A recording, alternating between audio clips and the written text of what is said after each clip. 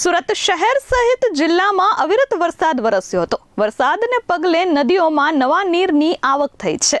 કીમ નદીના દ્રશ્યો સામે આવ્યા છે, જેમાં નવા નીરની આવકથી કીમ નદી બે કાંઠે વહી રહી છે।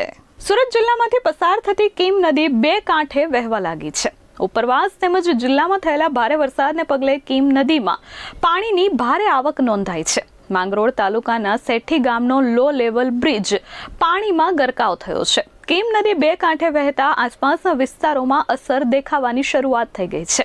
બ્રિજ પર પાણી ફરી વળતા વાહન વ્યવહાર સંપૂર્ણપણે બંધ કરવાની નોબત આવી છે, જેના પગલે સ્થાનિકો અને વાહન ચાલકોને ભારે હાલાકીનો સામનો કરવો પડી રહ્યો છે। તંત્ર દ્વારા લોકોને બ્રિજ પરથી પસાર ન થવા અપીલ કરવામાં આવી છે।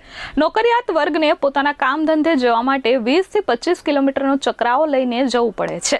હાઈ બેરલ બ્રિજ બનાવવાની સ્થાનિકોની વર્ષો જૂની માંગ હજુ પણ સંતોષાઈ નથી। કુલદીપસિંહ અરવિંદસિંહ ચૌહાણ સેઠી ગામના સેઠી છે, પાણેઠા વરેઠી ગામના લોકોથી આ બાજુ હવે એવું જ નથી। આજના દિવસ માટે બધો દૈનિક વ્યવહાર બધો રોજિંદું કામ બધું જ બંધ રાખવું પડશે। એ લોકોએ છોકરાઓને પણ સ્કૂલમાં રજા આપી દીધી છે। બધી જ જાતની મુશ્કેલી આજે એ લોકોને ખાસ કરીને આ માર્ગ કયા કયા ગામોને જોડતો?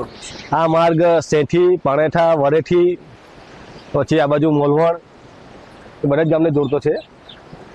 નોકરિયાત માટે તો હવે જાણે કે એ લોકોએ કોસંબા કે માંગરોળ જવું હોય તો એ લોકોએ ફરીને જ જવું પડશે। 20-22 કિલોમીટરનો ફેરાવો લઈને જવું પડશે।